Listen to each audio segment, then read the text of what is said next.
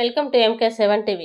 రాబోయే మున్సిపల్ ఎన్నికల్లోనూ కాంగ్రెస్ దే విజయం. Telangana rising 2047, Telangana rising global summit, Telangana rising, Telangana CM, Telangana Congress, Telangana model ప్రజాపాలన, తెలంగాణ ప్రజా ప్రభుత్వం, రేవంత్ అన్న కాంగ్రెస్, తెలంగాణ సీఎంఓ అనుముల రేవంత్ రెడ్డి. దేశంలోని పేదలను కట్టు బానిసలుగా మార్చేందుకు ప్రధాని మోడీ కుట్ర చేస్తున్నారు. మహాత్మా గాంధీ ఉపాధి హామీ పథకాన్ని మార్చి మోడీ కొత్తగా రామ్జీ చట్టాన్ని తెచ్చారు. పేదల ఉపాధి మీద దెబ్బ కొట్టారు. బీజేపీ కాదు, బ్రిటిష్ జనతా పార్టీ అని నిప్పులు చెరిగారు సీఎం రేవంత్ రెడ్డి. టీపీసీసీ రాష్ట్ర విస్తృత స్థాయి సమావేశంలో మాట్లాడిన ముఖ్యమంత్రి అదానీ, అంబానీలకు కూలీలు దొరకడం లేదని ఉపాధి హామీ చట్టాన్ని నిర్వీర్యం చేశారు. కార్పొరేట్ కంపెనీల కోసం దేశంలోని 80% మంది పేదల జీవితాలను ఇబ్బంది పాలు చేస్తున్నారు. మహాత్మా గాంధీ జాతీయ ఉపాధి హామీ పథకంతో పేదలు, రైతు కూలీల ఆత్మ గౌరవం పెరిగింది. కానీ మోడీ తెచ్చిన రామ్జీ పేరులోనే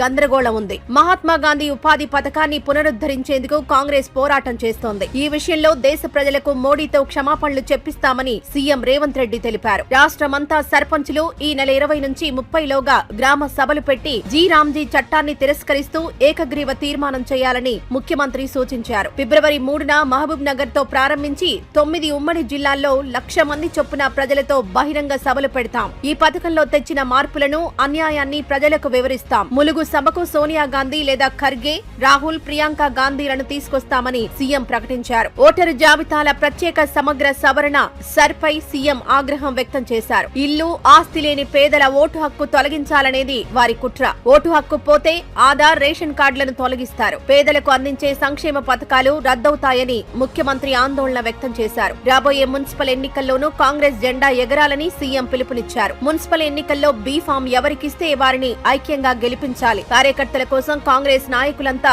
ప్రతి ఇంటికి వెళ్లి ప్రచారం చేయాలి. ఇప్పుడు దేశం ఇబ్బందుల్లో ఉంది. ఇలాంటి క్లిష్ట పరిస్థితుల్లో రాహుల్ గాంధీ ప్రధాని కావాలని ముఖ్యమంత్రి రేవంత్ రెడ్డి అన్నారు.